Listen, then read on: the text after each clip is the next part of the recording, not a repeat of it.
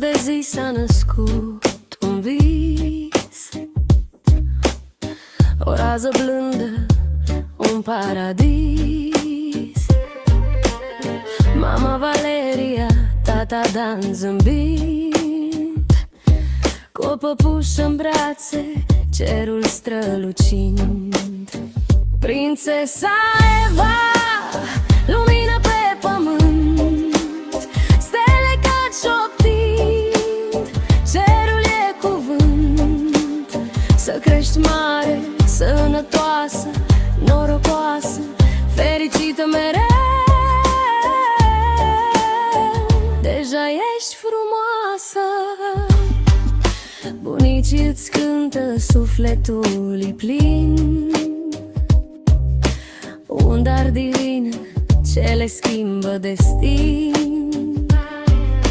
Cu ochii de stea, zâmbet ca o floare, lumea toată e a ta, ești comoară în soare. Eva, Eva, nume scris pe nori, povești de iubire în zeci de culori. Tu ești începutul, tu ești infinit, în inim rămâi pentru tot ce-ai venit.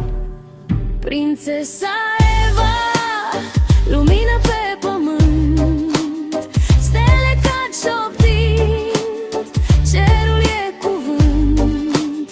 Să crești mare, sănătoasă, norocoasă, fericită mereu. Deja ești frumoasă.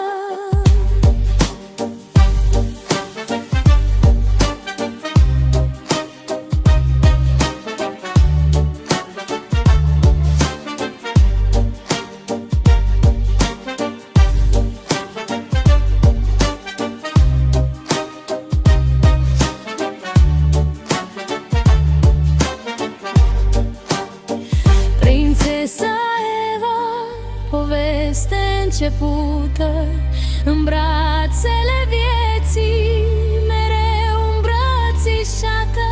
Un cântec ești tu, ce-n veci va cânta